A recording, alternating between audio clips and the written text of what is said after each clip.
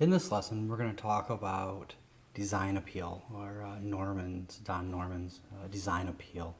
And the question is what makes something desirable? What makes something desirable, all right? There's these two guys, Don Norman and Jacob Nielsen. So Nielsen and Norman, they actually own a company together, and they're two sides of a coin. Okay, so Jacob Nielsen is the usability guy, right? And when we talk about usability, he is one of the top usability people in the world.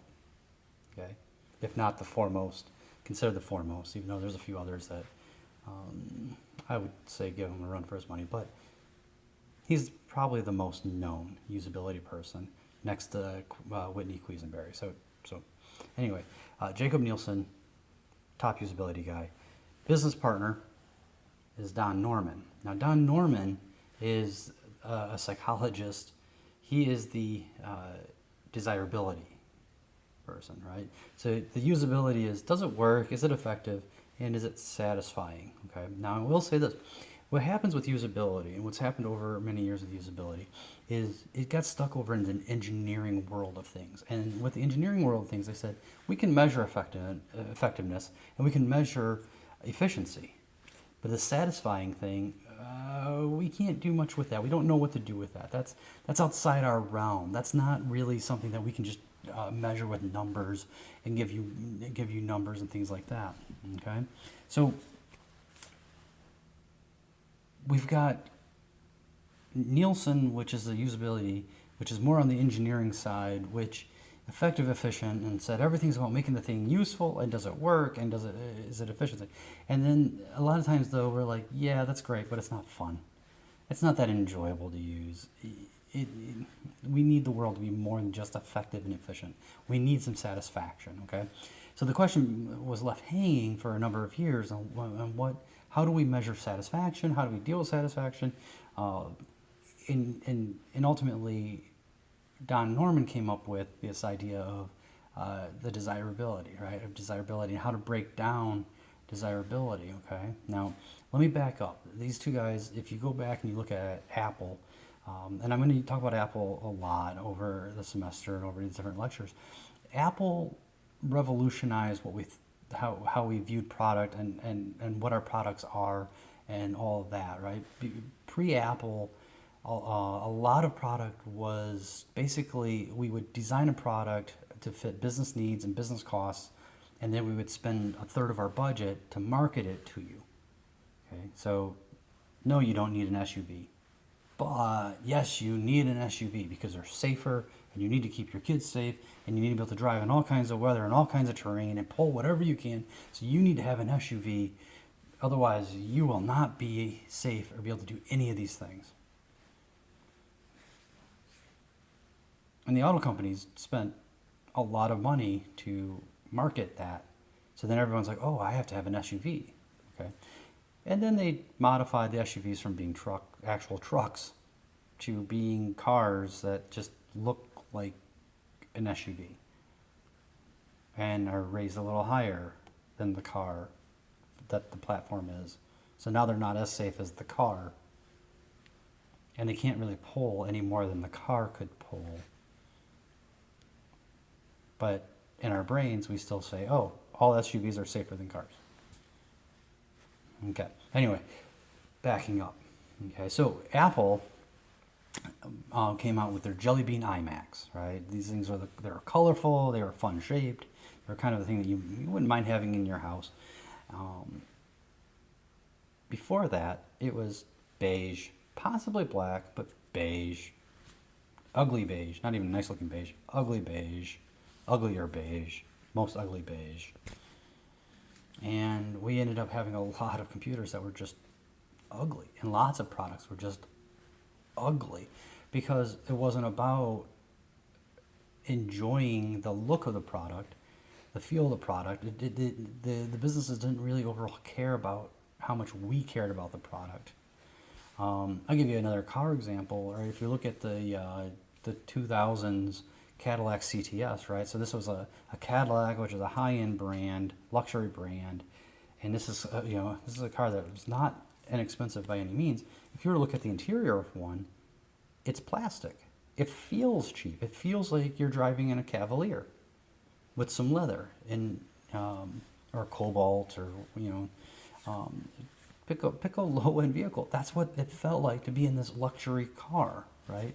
Whereas the counterparts from Lexus and Mercedes and Audi and all them have these really plush, and even where they have plastic, the plastic doesn't even look like plastic, right? So we see this mindset of effective and efficient, right, product over the satisfaction.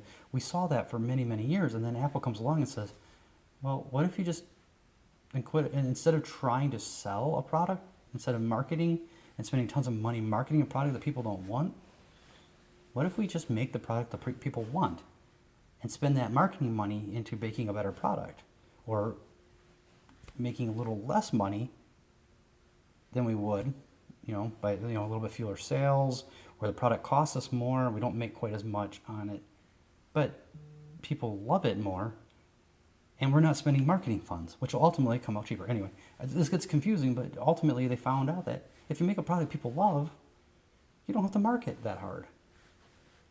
And people will go tell other people. When the product's desirable, you start telling other people about it. And other people are like, you gotta see this, you gotta try this, right? The iPhone, right? The iPhone right now, for everyone watching this video, is likely pretty ubiquitous. You're like, okay, there's an iPhone, there's Android. This idea of smartphone in our pocket with internet and maps and all that is just, it's just what it is.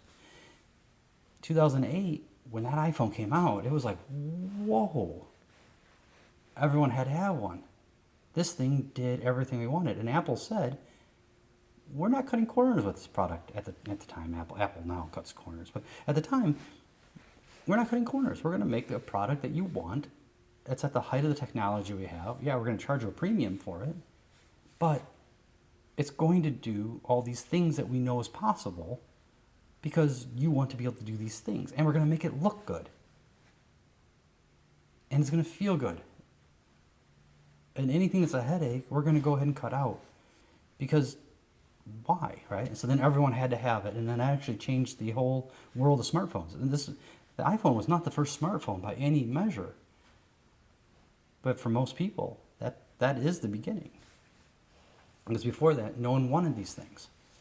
We actually would make fun of people that would have toasters, or Pop-Tarts. They carry a Pop-Tart. Now everyone carries the giant iPhone as a Pop-Tart again, so I don't know. All right, so let's go back to Don Norman, right? So we have Jacob Nielsen and usability, effective, efficient, satisfying. A little bit more on the engineering side. Does it work? How well does it work as far as efficiency goes? Okay. Then we have Don Norman. Don Norman comes out with his design appeal, right? And this is something that sets the foundation for other people's theories, right? There's a book out there called Emotional Design, and there's theories on emotional design. It's based on Don Norman stuff, right? And Don Norman, this is the reason I was talking about Apple. Don Norman was at Apple. He was one of the guys at Apple that figured this stuff out, right? So Don Norman's design appeal, right? So it breaks down more of the feeling, the emotional part, rather than the functional part, the emotional part, that satisfying part, right? So first off, we have visceral. Okay, so what is visceral, right?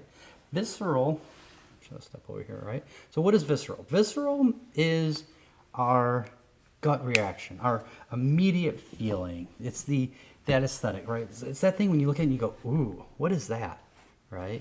The first time you see, I don't know, I'm going to pick cars again, right? The first time you see, a new Ferrari, and you're like, wow, that's amazing. All right. So did you see that PlayStation 5 demo with the Unreal Engine, where they had just ridiculous amounts of polygons and it was all changing on the fly, and shadows were changing on the fly, and it was like, oh my gosh, right? That's amazing. That's your visceral. That's visceral, right? Visceral is just like, whoa, it's gorgeous, right? And then we have behavioral.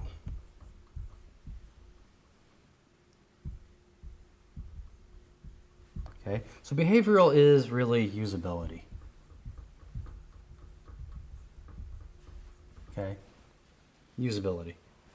Okay, it's not quite usability, but you might as well call it usability. It's very much usability, right? Does it work? Do you have goals that you want? Basically, if you do you have goals that you're trying to reach?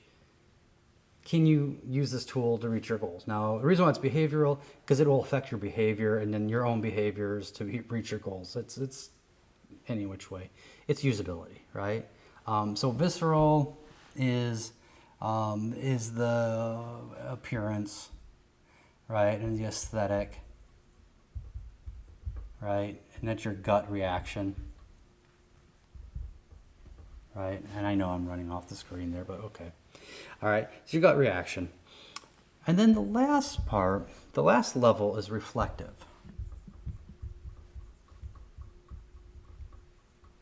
Okay? And reflective is the conscious meaning, right? I'm just going to write meaning here, right? Is it meaningful? Okay? This is what you're trying to get to, okay? So, is it meaningful?